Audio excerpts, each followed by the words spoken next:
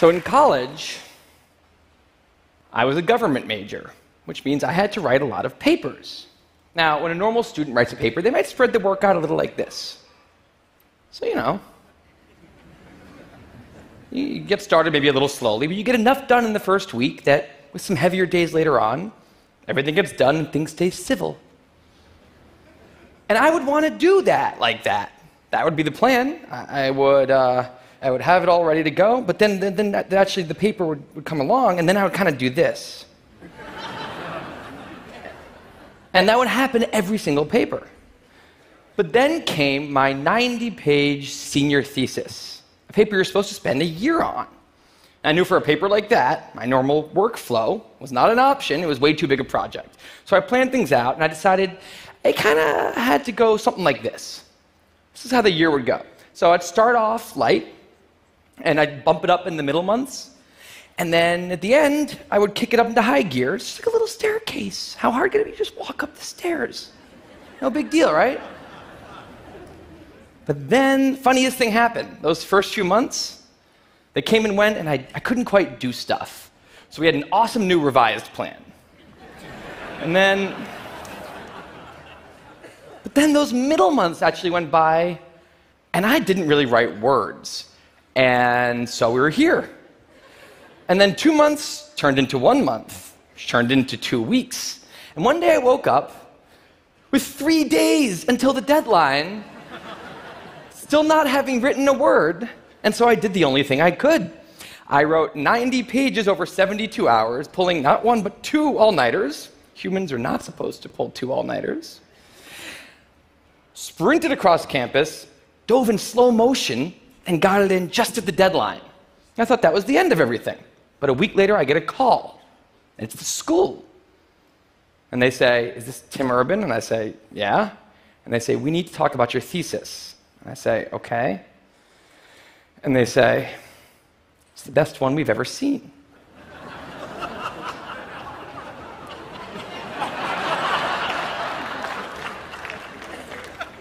That did not happen. It was a very, very bad thesis. I just wanted to enjoy that one moment when all of you thought, "This guy is amazing." No, it was very, very bad. Anyway, today I'm a writer, blogger guy. I write the blog Wait, But Why? And a couple of years ago, I decided to write about procrastination. My behavior has always perplexed the non-procrastinators around me, and I wanted to explain to the non-procrastinators of the world what goes on in the heads of procrastinators and why we are the way we are. Now, I had a hypothesis that the brains of procrastinators were actually different than the brains of other people. And to test this, I found an MRI lab that actually let me scan both my brain and the brain of a proven non-procrastinator, so I could compare them, and I actually brought them here to show you today, and I want you to take a look carefully to see if you can notice a difference. And I know that if you're not a trained brain expert, it's not that obvious, but just take a look, okay? So here's the brain of a non-procrastinator. Now, here's my brain.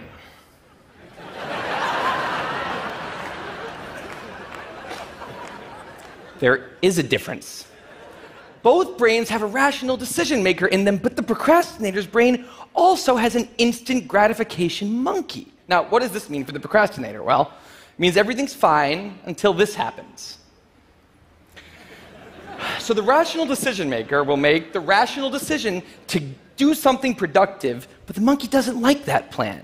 So he actually takes the wheel, and he says, "Actually, let's read the entire Wikipedia page of the Nancy Kerrigan-Tanya Harding scandal, because I just remembered that happened. Then we're going to go over to the fridge. We're going to see if there's anything new in there since 10 minutes ago. After that, we're going to go on a YouTube spiral that starts with videos of Richard Feynman talking about magnets and ends much, much later with us watching interviews with Justin Bieber's mom. All of that's going to take a while, so we're not going to really have room on the schedule for any work today. Sorry." Now, what is going on here? The instant gratification monkey does not seem like a guy you want behind the wheel. He lives entirely in the present moment. He has no memory of the past, no knowledge of the future, and he only cares about two things: easy and fun. Now, in the animal world, that works fine. If you're a dog and you spend your whole life doing nothing other than easy and fun things, you're a huge success.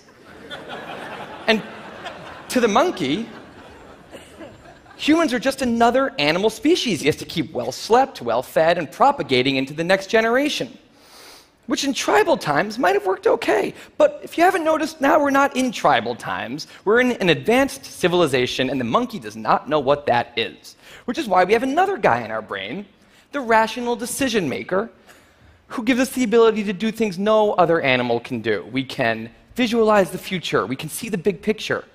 We can make long-term plans. And he wants to take all of that into account. And he wants to just have us do whatever makes sense to be doing right now. Now, sometimes it makes sense to be doing things that are easy and fun, like when you're having dinner or going to bed or enjoying well-earned leisure time. That's why there's an overlap. Sometimes they agree. But other times, it makes much more sense to be doing things that are harder and less pleasant for the sake of the big picture, and that's when we have a conflict. And for the procrastinator, that conflict tends to end a certain way every time, leaving him spending a lot of time in this orange zone, an easy and fun place that's entirely out of the make sense circle. I call it the dark playground. Now, the dark playground is a place that all of you procrastinators out there know very well. It's where leisure activities happen at times when leisure activities are not supposed to be happening. The fun you have in the dark playground isn't actually fun because it's completely unearned, and the air is filled with guilt, dread, anxiety, self-hatred, all those good procrastinator feelings. And the question is, in this situation, with the monkey behind the wheel, how does the procrastinator ever get himself over here to this blue zone? A less pleasant place, but where really important things happen. Well, turns out that the procrastinator has a guardian angel, someone who's always looking down on him and watching over him in his darkest moments, someone called the panic monster.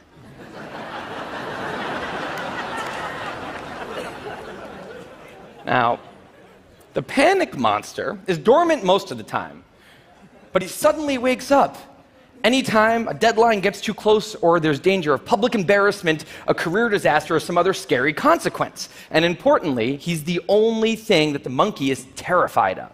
Now, he became very relevant in my life pretty recently because the people of TED reached out to me about 6 months ago and invited me to do a TED Talk.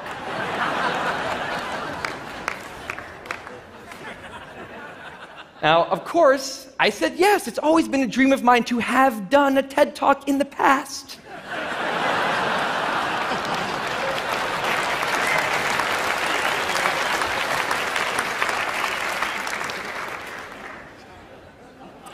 But in the middle of all this excitement, the rational decision maker seemed to have something else on his mind. He was saying, are we clear on what we just accepted?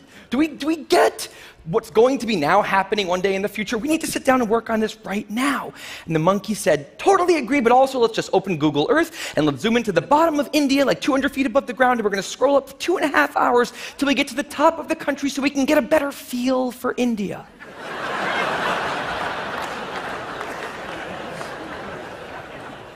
So that's what we did that day. As 6 months turned into 4, and then 2, and then 1, the people of TED decided to release the speakers. And I opened up the website, and there was my face staring right back at me, and guess who woke up? So the panic monster starts losing his mind, and a few seconds later, the whole system's in mayhem.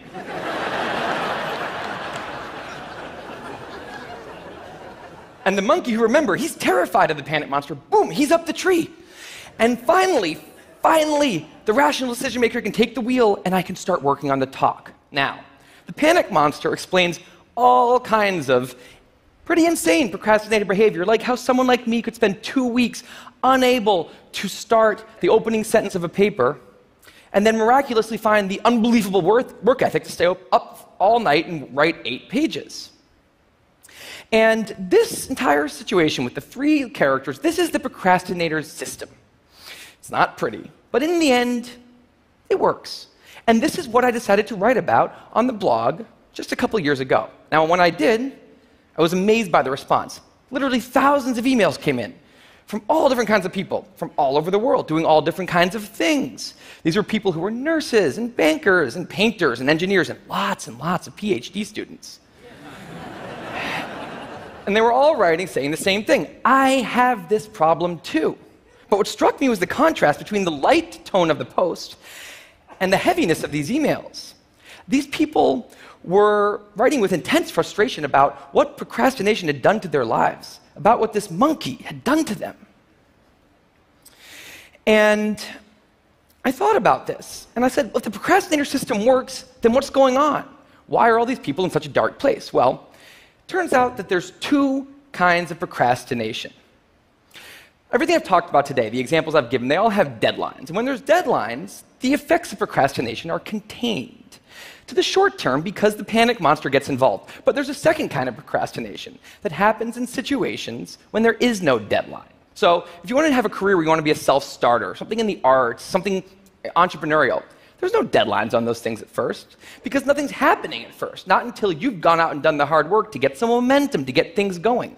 There's also all kinds of important things outside of your career that don't involve any deadlines, like seeing your family or exercising and taking care of your health, working on your relationship, or getting out of a relationship that isn't working.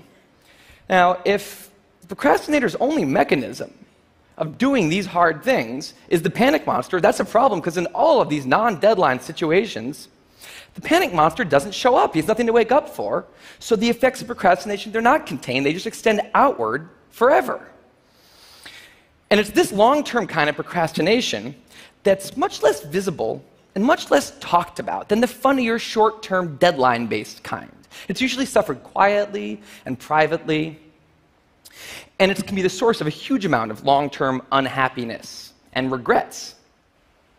And I thought, that's why these people are emailing, and that's why they're in such a bad place. It's not that they're cramming for some project. It's that long-term procrastination has made them feel like a spectator at times in their own lives. The frustration was not that they couldn't achieve their dreams, it's that they weren't even able to start chasing them. So I read these emails and I had a little bit of an epiphany that I don't think non-procrastinators exist. That's right, I think all of you are procrastinators. Now, you might not all be a mess, like some of us, and some of you may have a healthy relationship with deadlines.